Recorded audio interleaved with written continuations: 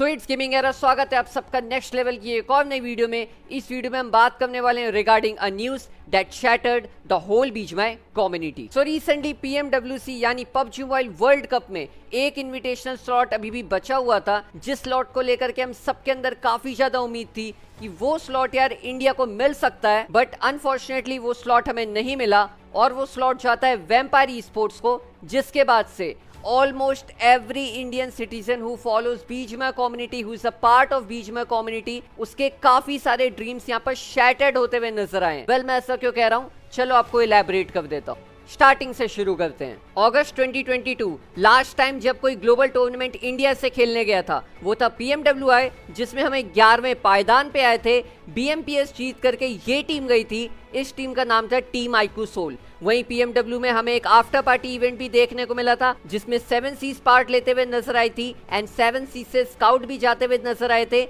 और 12 टीम में से यहाँ पर हम 9वें पायदान पर देखने को मिले थे, जिसमें स्काउट ने इनिशियल विनर चिकन डिनर भी दिलाया था टीम 7 सीज को। वहीं इसी ईयर हमें जनवरी 2022 में गॉड लाइक PMGC जाते हुए नजर आई थी। ऑल्दो स्काईलाइट्स जाने वाली थी बट गॉड लाइक गई, वो एक अलग मैटर देखने को मिला था। एंड गॉड लाइक को यहाँ पर ग्रैंड फाइनल्स में इन्विटेशन मिला था एंड 13वें पायदान पर यहाँ पर team God like e sports देखने को मिली थी। ऑल्दो पूरे वर्ल्ड के अंदर सोमराज ओनली इकलौते ऐसे आईजीएल बन गए जिनका विन रेशियो 100% है, बिकॉज लास्ट मैच में यहाँ पर वो गॉड लाइक से खेलते हुए नजर आए थे एंड उसी मैच में team God like e sports का चिकन आया था। बट अब सवाल ये आ जाता है कि ये सब मैं आपको क्यों गिना रहा हूँ। देखो, 2022 के बाद इंडिया ग्लोबल टूर्नामेंट का पार्ट नहीं बना एंड काफी सारे लोगों को उम्मीद थी कि 2024 में इंडिया ग्लोबल टूर्नामेंट का पार्ट बनते हुए नजर आएगा, जब ये बीजेएस ओवर हो जाएगा या फिर बीजेएस के चलते ही हमें एक ग्लोबल स्लॉट तो जरूर मिलेगा। बट ऐसा नहीं हुआ एंड स्लॉट चले गया वेम्पायर ई स्पोर्ट्स के नाम। एंड ऐसा कह सकते हो कि 2023 वेस्ट होता हुआ नजर आया एंड 2024 में भी हमें कोई स्लॉट नहीं मिला। वहीं अब बात कर लेते हैं कि मैंने ड्रीम शैटर्ड वर्ड यूज क्यों किया। Recently India Korea invitational tournament हमें यहाँ पर देखने को मिला था, जिसमें कोरियन टीम्स के सामने हम इंडियन टीम्स बिल्कुल भी डोमिनेट नहीं कर पाए एंड अभी लीक्स निकल करके आ रही है कि इंडियन मंगोलियन टीम्स का एक इन्विटेशनल टूर्नामेंट हमें देखने को मिलेगा। वेल, स्पिटिंग अ फैक्ट, अगर हम कोरियंस के सामने नहीं टिके, हम मंगोलियन के सामने क्या ही टिकने वाले हैं। अबे साले। खैर, हम बात कर रहे हैं ग्लोबल स्लॉट के बारे में। देखो, अगर ग्लोबल स्लॉट ही नहीं मिलेगा तो कोई भी Indian team international PUBG mobile खेलने नहीं जा पाएगी। एंड जो एक सपना होता था ग्लोबल ट्रॉफी को इंडिया में लेकर के आने का, वो सपना बस सपना ही बन के रह जाएगा। एंड रह क्या जाएगा, ऑलरेडी रह गया है, बिकॉज इंडिया का कोई भी प्लेयर या कोई भी टीम ग्लोबल लेवल पर नहीं जा रही है। सो अब घूम फिर करके बात ये आ जाती है कि जो इंडियन टीम्स हैं वो आपस में ही खेल करके इन्हीं टूर्नामेंट्स में जैसे BGIS, BMPS, BGMS, इस टाइप के जो भी टूर्नामेंट्स होंगे, इन्हीं टूर्नामेंट्स के अराउंड हमारी इंडियन टीम्स घूमती रहेंगी। यानी वो एक जो एक्सपेंडिंग वाला नेचर होता था ना, कि ग्लोबल लेवल पर इंडिया जाकर के एक्सपेंड होगी, वो हमें देखने को नहीं मिलने वाला। एंड अब दूसरा पॉइंट ये आ जाता है कि व्हाट इफ नेक्स्ट ईयर जाकर के हमें ग्लोबल लेवल पर स्लॉट मिल जाए। वेल, मैं एक सवाल फैक्टली आपसे पूछना चाहूंगा कि अगर आपकी प्रैक्टिस ही ग्लोबल लेवल पर नहीं हो रही है तो ग्लोबल स्लॉट का करोगे भी क्या?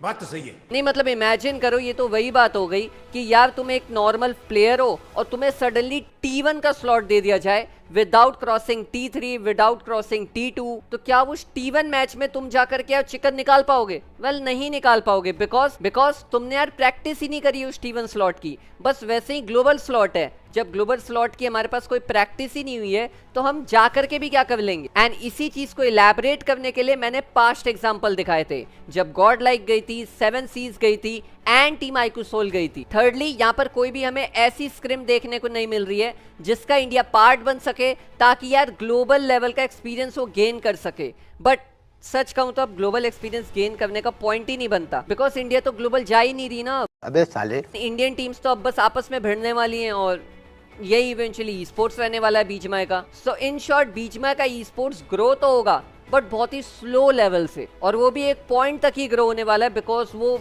यार कितना भी कुछ करवा लो, अगर आपको वो ग्लोबल अपॉर्चुनिटी ला करके नहीं देंगे then I don't think so कि इतना ग्रो होगा। उसका मेजर रीजन आ जाता है अंडरडॉग। वेल देखो, बीजीएमआई जब से वापस आया है तब से जितने ऑफिशियल टूर्नामेंट हुए हैं जिसमें इनवाइट ओनली टीम नहीं रही है एंड इन गेम क्वालिफायर से टीम आई, इन सभी टूर्नामेंट्स में हमें हैकर्स देखने को मिले हैं।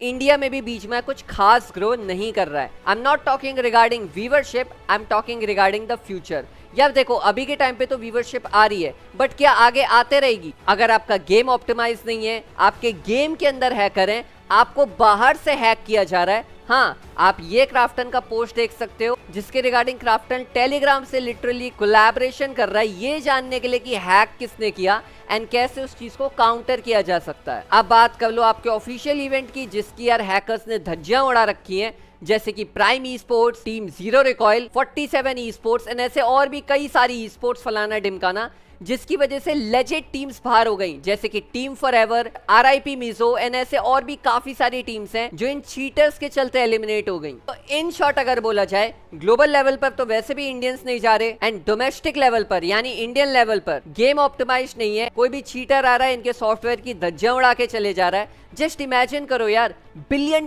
कंपनी और एक ऐसा बंदा जो 500 रुपए में चीट बेच रहा है इनके, मतलब एक 500 रुपए वाला बंदा $1 बिलियन कंपनी को 2 मिनट में गिरा रहा है नीचे। चलो 2 मिनट ज्यादा बोल दिया, 2 दिन में नीचे गिरा रहा है, बिकॉज नया अपडेट आता है जस्ट उसके दूसरे दिन ही हमें चीट देखने को मिल जा रहा है।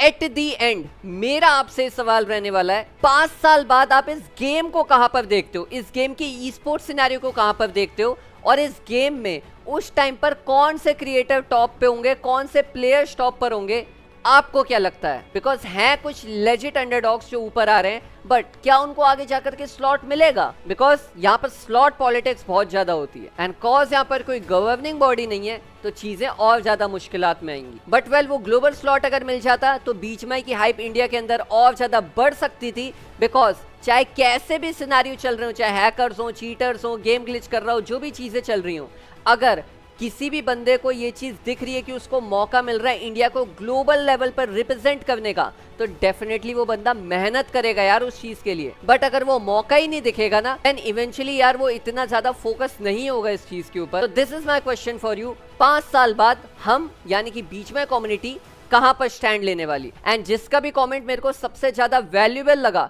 उसको मैं गेमिंग एरा की वीडियो में फीचर करने वाला हूं। सो वेल, इस वीडियो में सिर्फ इतना ही, मैं भी चलता और मिलता हूं आपसे अगली वीडियो में। Signing off.